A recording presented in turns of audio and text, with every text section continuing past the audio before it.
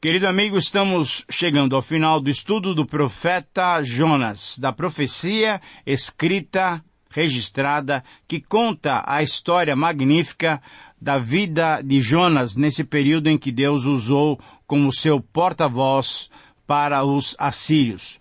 O texto que vamos considerar hoje é Jonas 4, 6 a 8. Esse texto nos faz refletir novamente sobre a nossa própria vida, uma vez que a vida de Jonas é um exemplo bem claro do que acontece conosco. Em muitas ocasiões somos incoerentes, e a incoerência de Jonas faz com que pensamos em nossas incoerências. A incoerência de Jonas nos faz lembrar de que, como somos seres humanos criados à imagem e semelhança de Deus, somos muitas vezes incoerentes em nosso proceder. Embora sejamos criados por Deus, somos incoerentes em nosso proceder. Assim como Jonas procedeu, assim também procederam com Jesus quando ele esteve aqui entre nós.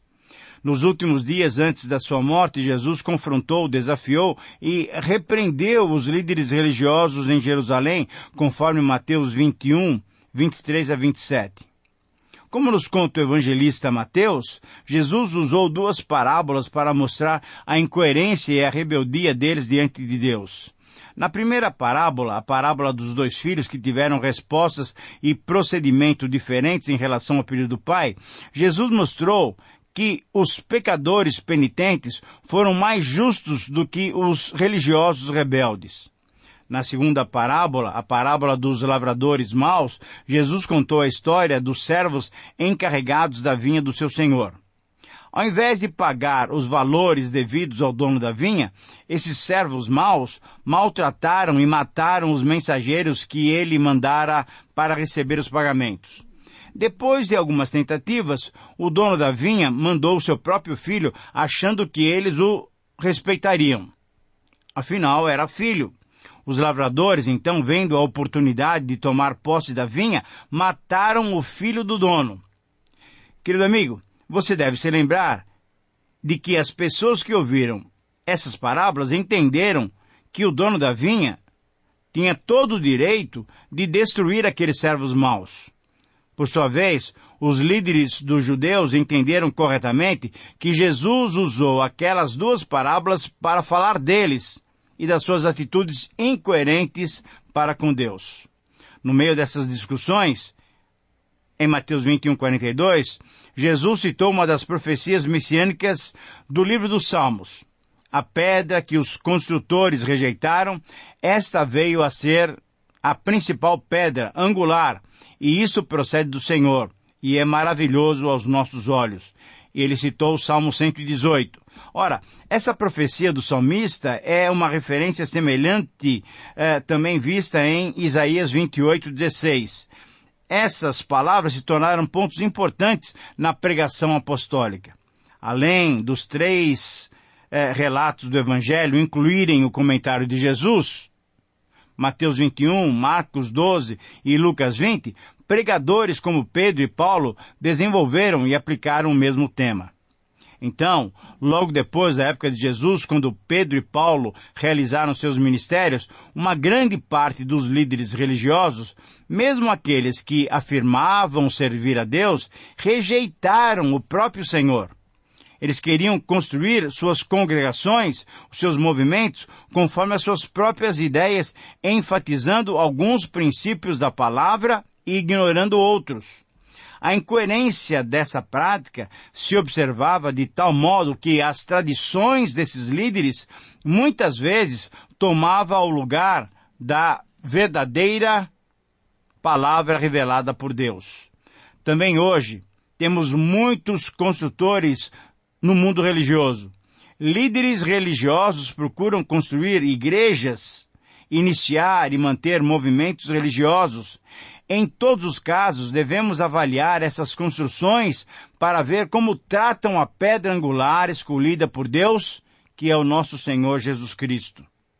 É triste observar que muitos dos construtores de hoje imitam os religiosos que rejeitaram Jesus há 2000 anos. Rejeitam o Senhor e a palavra dele e estabelecem outras bases que se tornam sagradas. erguem os seus movimentos em cima de pedras erradas, sobre pedras humanas. Quando suplantam Jesus, quando rejeitam Jesus, quando deixam Jesus de lado, os construtores colocam as suas próprias pedras no fundamento das suas igrejas, dos seus movimentos. Geralmente, essas pedras são distorções do ensinamento bíblico. No caso dos fariseus do primeiro século, as pedras erradas eram várias. Veja, por exemplo, alguns exemplos. Eram regras humanas sobre a obediência a alguns itens da lei. Os fariseus, como alguns ainda hoje em dia, colocaram suas ideias em relação à lei do sábado que Deus havia dado aos judeus. E também fizeram valer as tradições dos homens sobre como lavar as mãos e as louças. Ao mesmo tempo, de modo totalmente incoerente, eles ensinavam e tinham um jeitinho sobre como evitar as suas responsabilidades para com seus pais já idosos. Veja o texto de Marcos 7, 10 a 13. O que acontece hoje é que líderes religiosos têm escolhido outras pedras, outros fundamentos, também distorcendo verdades reveladas nas Escrituras ou acrescentando as suas doutrinas próprias. De modo incoerente com a verdade bíblica, muitos têm levado uma grande multidão a se distanciarem da simplicidade, da verdade e da pureza do Evangelho. Assim como Jonas procedeu, recebendo a graça e a misericórdia de Deus e incoerentemente não quis repassá-las com alegria, assim muitos líderes agem e assim, muitas vezes, nós agimos também. Querido amigo, tendo por base esses versos e essa atitude, uma atitude humana, creio que o melhor título para o nosso estudo de hoje é A Incoerência do Servo de Deus. O texto básico, então, é Jonas, capítulo 4, versículos 6, 7 e 8, o penúltimo estudo que teremos na profecia do profeta Jonas. Como nós vimos no programa passado, Jonas ficou muito bravo quando Deus decidiu tratar os ninivitas com misericórdia. Como uma criança fazendo birra, fazendo manha, ele se entristeceu com a bondade de Deus para com os ninivitas e reclamou da vida fazendo aquela oração totalmente incoerente. Ele disse: "Ah, Senhor, não foi isso que eu disse, estando ainda na minha terra? Por isso é que eu me adiantei fugindo para Tarsis, pois sabia que és Deus clemente, misericordioso e tardio em irar-se, e grande em benignidade, e que te arrependes do mal." Essa oração Jonas fez e está registrada no capítulo 4, versículo 2, que estudamos no programa passado. Quando Jonas estava dentro do peixe, ele orou, clamou e pediu a misericórdia de Deus. E Deus o atendeu, mas quando Deus mostrou a mesma misericórdia, a mesma bondade aos ninivitas, ele reclamou. Jonas queria a misericórdia exclusivamente para si e as pessoas de quem ele gostava, isso é, dos seus patrícios israelitas. Quanto aos ímpios, especialmente os ninivitas, os assírios, se ele tivesse que decidir, ele deixaria que todos morressem no pecado. Assim como ele tinha sido incoerente anteriormente, também nessa situação, em relação a essa planta que Deus fizera nascer e depois morrer, Jonas demonstrava aquilo que ia no seu coração, uma tremenda incoerência. Jonas demonstrou que ainda não tinha aprendido que a misericórdia de Deus foi oferecida a todos. Por quê? Porque Deus é amor. O caráter de Deus é ser misericordioso. Portanto, não devemos ser egoístas e guardar a bênção com que somos abençoados somente para nós. A bênção de Deus foi nos dada para ser compartilhada. E quando consideramos essas verdades, temos que admitir que a intervenção de Deus nas circunstâncias revela a incoerência do servo de Deus. Eu repito, esse é o princípio que Jonas 4, 6, 7 e 8 nos dá e nos desafia. A intervenção de Deus nas circunstâncias revela a incoerência do servo de Deus. Nesse texto, nós vamos encontrar 5 ensinamentos que nos fazem refletir sobre a incoerência do servo de Deus. E o primeiro ensinamento sobre essa incoerência humana se vê no cuidado divino para com o seu servo. Veja o versículo 6.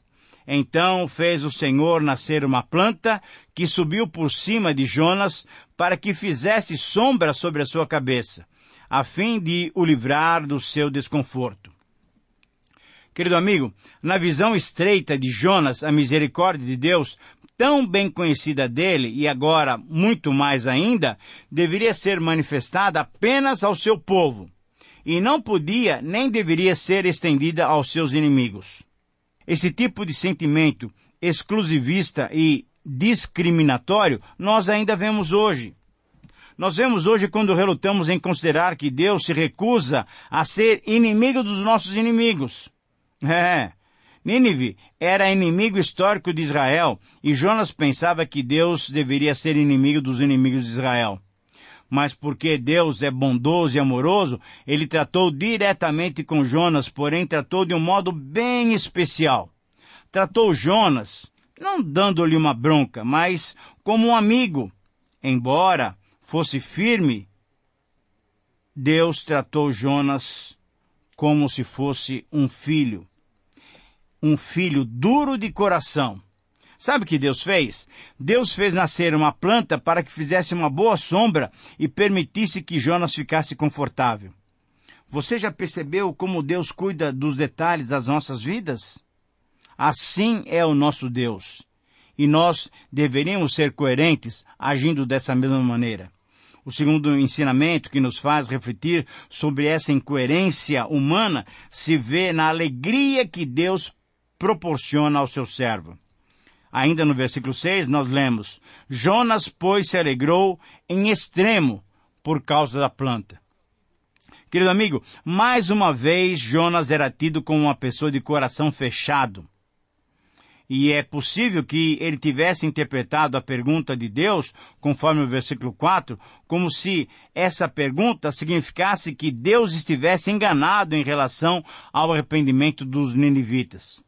Para Jonas, tudo o que tinha acontecido era falso e merecia ser confirmado. Ele não acreditava nos ninivitas. Jonas esperava que depois de 40 dias, finalmente Deus derramaria sobre Nínive o seu terrível castigo, a sua sentença de coração. A sua sentença condenatória. Jonas era duro mesmo. Porém, Deus o surpreendeu mais uma vez.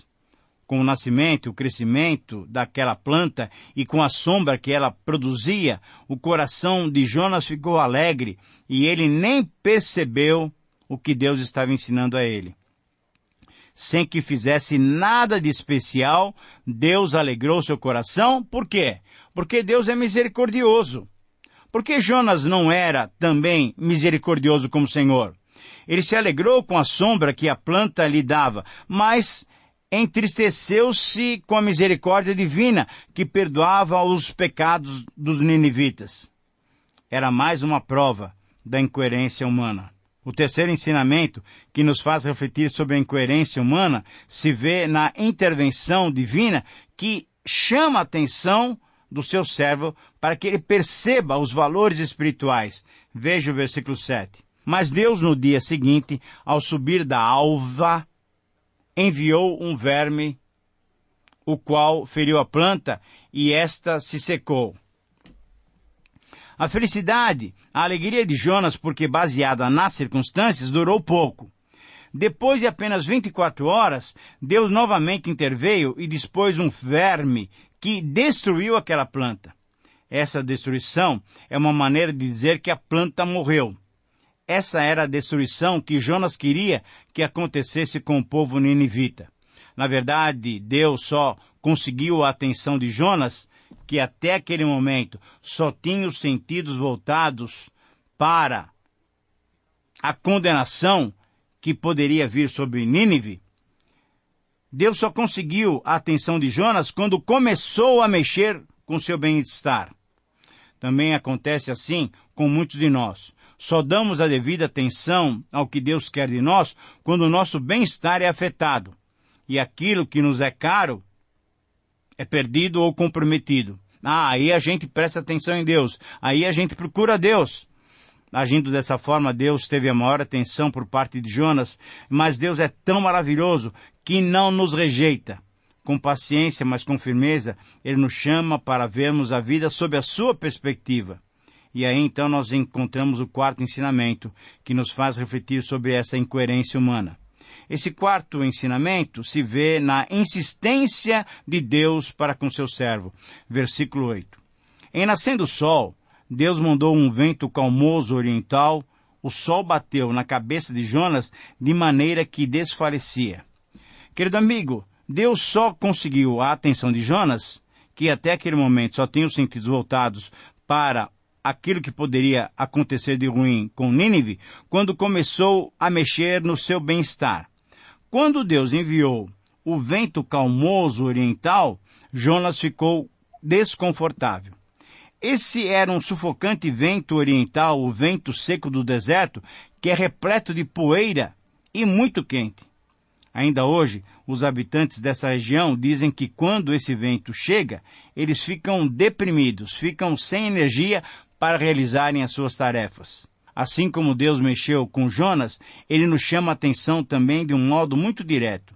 É isso que também acontece com muitos de nós. Só damos a devida atenção ao Senhor quando o nosso bem-estar é afetado.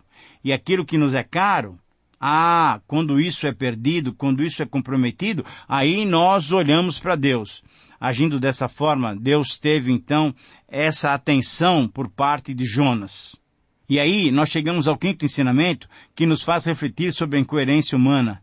E esse quinto ensinamento se vê no pedido infundado do servo de Deus, comprovando então o quê? Mais uma vez, como nós, mesmo cristãos, nós somos incoerentes. Versículo 8. Pelo que pediu para si a morte, dizendo, isso é a oração de Jonas, hein? Melhor me é morrer do que viver. Ora, querido amigo, deve-se destacar que ao perder a sua comodidade, o profeta pediu novamente a sua morte. É impressionante percebermos a incoerência de Jonas. Uma coisa era lamentar pelo perdão, pela misericórdia concedida aos seus inimigos, concedida aos assírios. Jonas temia que ao chegar em Israel e revelar que os assírios se arrependeram com sua pregação, ele seria criticado. Porém, era muito mais grave ficar triste e pedir a morte apenas porque a planta que lhe fazia sombra tinha morrido e o vento ocidental lhe causava desconforto. Querido amigo, Jonas demonstrava mais uma vez que tinha uma atitude dura, tinha uma atitude muito superficial sobre a vida, sobre a sua vida e sobre a vida dos ninivitas. O que vale mais? O desconforto de um sol causticante ou uma vida criada à imagem e semelhança de Deus? Quero concluir esse estudo, essa reflexão, pensando com você, pedindo que você considere que a misericórdia de Deus não era um tema novo para Jonas. Deus sempre foi conhecido como Deus de amor, porém Jonas não queria admitir que esse amor fosse dispensado aos ninivitas. Durante todo o livro, vemos Jonas limitando o seu ministério aos seus preconceitos, à sua mentalidade fechada e ao seu bem-estar físico. Deus queria salvar qualquer um arrependido. Será que nós não procedemos como Jonas? Que Deus nos ajude a nos avaliarmos honestamente. Um grande abraço, que o Senhor te abençoe e até o próximo programa.